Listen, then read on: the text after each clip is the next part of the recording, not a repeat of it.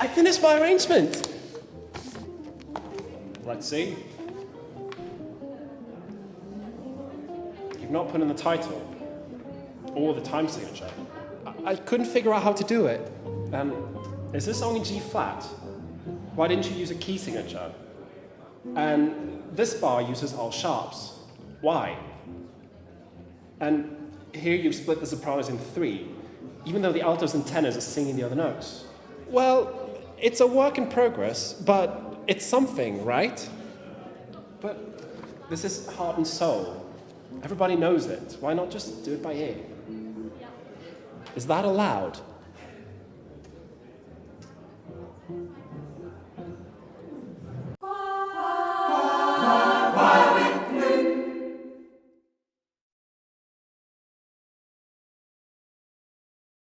So, we've chosen a song that is suitable for a choral or a cappella treatment, and we've learnt it well enough that we have a rough idea about how we're going to adapt it for our arrangement. We also know whether this is going to be a mostly transformative arrangement or transcription-based arrangement. If what I'm saying doesn't make sense to you, then check the previous 2 videos where I talk about the earlier steps of the arranging process. If it does make sense, you're ready for the next step, which is choosing exactly how we're going to arrange it. That is, are you going to do it by ear or in writing? These 2 methods are both valid ways to arrange vocal music, and each have their strengths and weaknesses. Let's talk about arranging by ear first.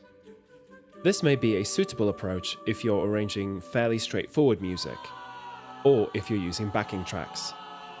If your choir doesn't emphasize sight reading, it's also a good option, and some songs may not benefit from being notated, in which case arranging by ear is better. Many accompanists are also okay with working by ear if they've got good ear training, though make sure that they're okay with this first. In the pop realm, you might not need to worry about getting stuff written down in notation, as many pop singers will learn almost exclusively by listening to recordings. That being said, I still think you should record yourself in recording software, like Logic, Ableton or GarageBand, when doing parts by ear. This will give you a clear idea about how the parts sound together, and it'll also make it easier to recall how each part goes when you've finished a section of the song. I've been in situations where we've been learning a song by ear and the person teaching us would change the parts slightly between each session, making it really hard to know exactly what I should sing. So in order to avoid this, just record yourself while you're working.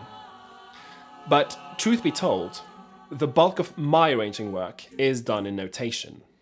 Arranging in notation is a tried and true method for arranging that allows you a great deal of flexibility over your arrangements. In my experience, it's easier to create more complex and nuanced arrangements by working in notation, and even if your singers don't read music very well, it's still a useful guide for them to follow when learning a song by ear. But you are dependent on your own music theory knowledge, and, unless you intend to do everything by hand, your ability to work in notation software when doing arrangements this way. A common frustration among music students is their experiences using notation software like Sibelius to make scores, because it's a program with a learning curve. My best tip for you is, don't work in notation software if you don't know how to use it properly yet. Even I had to spend a couple of hours every evening for 2 weeks carefully following the tutorials so I could get to grips with the program. But it made all the difference when I started doing real arranging work. Even I with my many Grammys and accomplishments. So if you've yet to learn how to use the software properly, just work on actual manuscript paper. It might take a while, but you won't get frustrated not knowing how to change a crotchet to a quaver. You can just do it. Knut, Yeah? vad i helvete är en crotchet? For our international viewers, a crotchet is a quarter note and a quaver is an eighth note. It took me a while to get used to the British terms, but now I just can't stop using them because they're such cute words. Anyway, You should only work directly in music notation software if you know it well enough that your workflow isn't slowed down. My old composition teacher made us do the arrangements for our assignments on manuscript paper in the first year for that reason, and I think it's definitely a good idea to start out that way. Remember, you don't have to do the whole arrangement on manuscript paper if you're going to use software down the line, but you can do a reduced arrangement that has the important bits, like the melody and chord symbols, and then input it into the software afterwards, adding detail then. Here I've transcribed and condensed Leave a Light On by Tom Walker into what we call a lead sheet in the pop music realm. It has the notated melody, with the chord symbols written above, and any other parts I think are useful for the arrangement I'm going to make. I thought the synth line in the chorus was very important, so I've written it out here. In the last chorus, there are 3 important parts happening at the same time, but the synth line and first chorus lines are unchanged, so I've just written in the new line here and written on top of normal chorus above to remind myself that there are other parts here as well. This is really all I need to make an arrangement of the song, as the rest of the arranging process, once I've picked a key and distributed the melody among the parts, will mainly involve filling in the blanks, which I'll talk more about in a later episode. Okay, so these are the 2 main ways of arranging. At this stage, you should also decide how many voice parts you want the arrangement to have. If the group is 1-2 apart, then this is already decided for you. But if you're working with a bigger ensemble, then you should decide whether splitting the sections is going to be viable. The first thing to remember is that splitting sections means that there will be fewer people singing each part, which can weaken the sound. If you have a huge choir with over 20 people on each part, this might not be a problem. But for smaller groups, it's definitely worth keeping in mind. You'll have to use your knowledge of the group to decide what's the best approach, as you may have a section with a lot of strong singers that can be split without worry, but another where every little bit helps. Let's use my imaginary community choir as an example here. I have 10 people each on the soprano, alto and baritone parts, meaning that I have a 30-piece choir.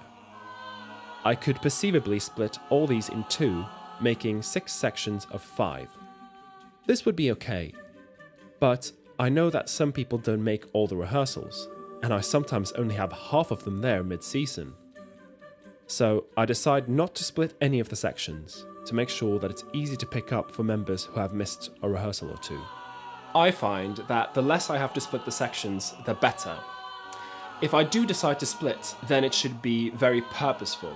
For instance, if some of the notes are too high or too low for some of the singers, or if I'm using extended harmony that requires more than 4 parts. Unnecessary splits tend to weaken the sound in terms of volume, so you should think carefully about whether you have better options before you start splitting the sections. Maybe the note you want is already sung by a different part, in another octave. I'm not saying that you shouldn't split the sections, but what I'm saying is that you need to know exactly why you're doing the split, and be sure that it's the best solution. One last consideration is whether you're doing accompanying music or not.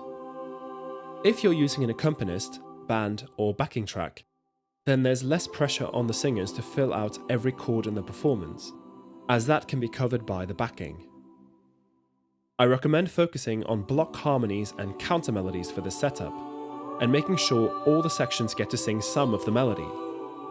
However, if you're doing an a cappella arrangement, that is, unaccompanied, the singers will have to provide all the context of the song, the bass line, the harmony, the rhythmic feel, etc. This shouldn't be a problem, but it does mean that you'll have to approach the arrangement a bit differently than if you have an accompanist to fall back on. You can get away with a lot more unison singing with an accompanist than you can a cappella, and any distinct rhythmic patterns in the original should probably be adapted to be sung when unaccompanied, unless you're going in a different direction from the original. But, thankfully, less tends to be more with voices, so you don't have to go crazy trying to add everything to your a cappella arrangement, just the important parts. You should be able to decide whether you're going to do your arrangement by ear or in notation with this information. But if you're still in doubt, then feel free to leave me a comment below and I'll try to help you decide. Remember, you need to work in a way that works for you and that lets you be creative and efficient with your arranging. Anyway, in the next episode, we'll look at which section is going to sing what in the arrangement and what sort of factors will play into this decision. La